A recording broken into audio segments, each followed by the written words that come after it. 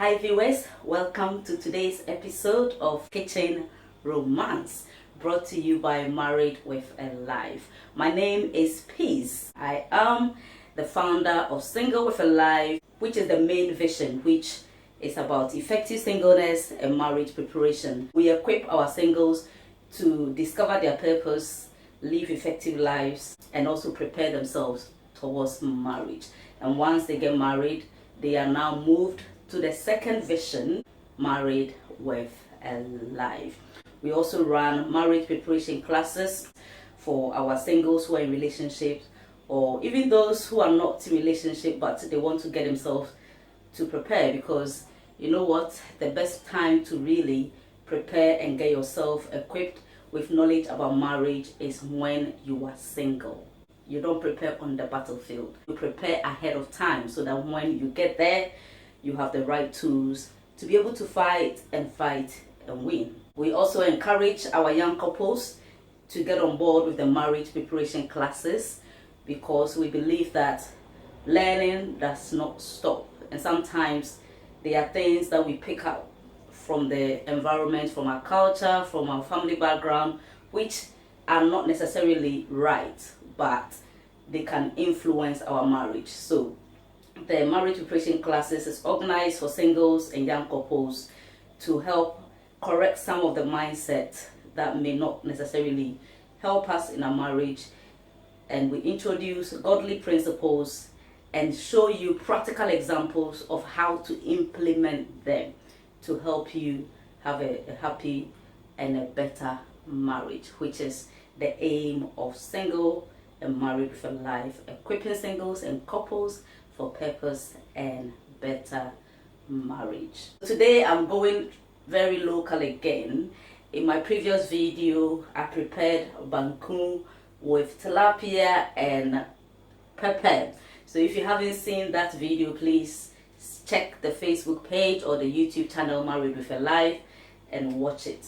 I like my banku with either pepper or okro soup. Some people make okro stew with palm nut oil, but I'm not really very keen on the oil because of health purposes. So I only make banku with okro soup, and I'll show you how I make the soup. I have my three most important ingredients here, which is eggplant, or as we call it in Ghana, garden eggs. And then I have my okra or okra, and then this is spinach. This is where the hard work is. Once you get the hard work out of the way, the rest is easy. I'll quickly show you how I chop these ingredients into the sizes that I want. They've all been washed already.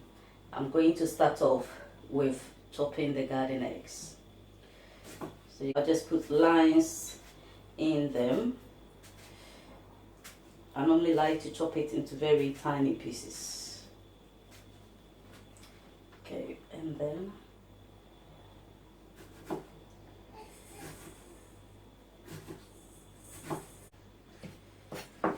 that's it there.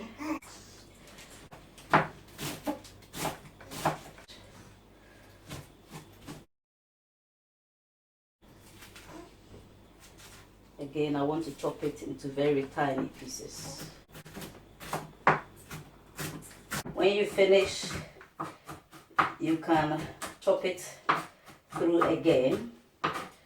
That's if you want it to be as tiny as I want it. Transfer it. That's all done. As you can see, just chopping these vegetables can be time consuming. Some of our African foods can actually take hours to make, and you might need a bit of energy. So when you are making them, you literally have to make a lot of it so that you can stock some in the freezer to help you not to continuously be making it. We hardly eat some of these local foods at home. The last time I made okra soup was when I was pregnant and in my first trimester, and my baby is 7 months plus now. So you can imagine how long it's taken to come back to this recipe. But it's nice. So once in a while, it's good to go local. I'm going to chop these red peppers and then cook it together with the onion. After that, I will blend it. I've added 1 cup of water and I'll leave it on the stove. I've got all my ingredients for the okra soup ready. That is my beef, and this is grilled mackerel. This is a blended ginger, garlic and onions. I've got 2 beef stock cube, and then this is vegetable stock cube. I'll add 1 cup of water. So this is, and then I'll add the blended ginger, garlic and onions.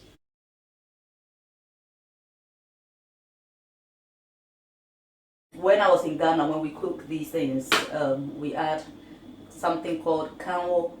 I don't know the English name, so we add it to make it a bit slimy, but I don't. If you know the health benefit of kanwo, or even the English name for kanwo, please state it in the comment for me. Thank you very much.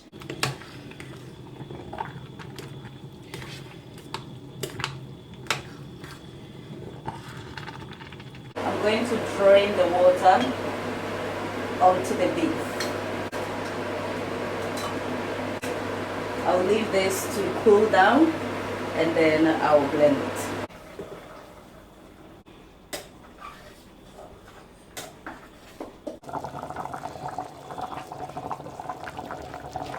I'll now add the mackerel. Be careful with the mackerel because it can split into pieces. At this point, I will add my beef stock cube.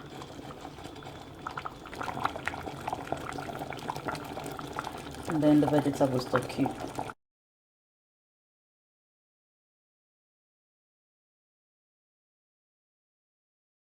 It's now time to add the okra. I don't use tomatoes when I make okra soup.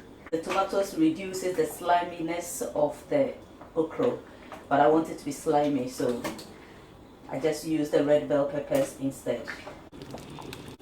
It looks really yummy.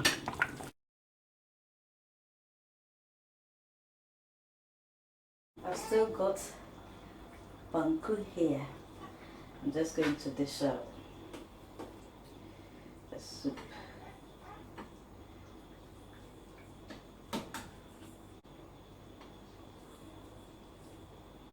I'm going to have a taste. I've just washed my hands. Wow.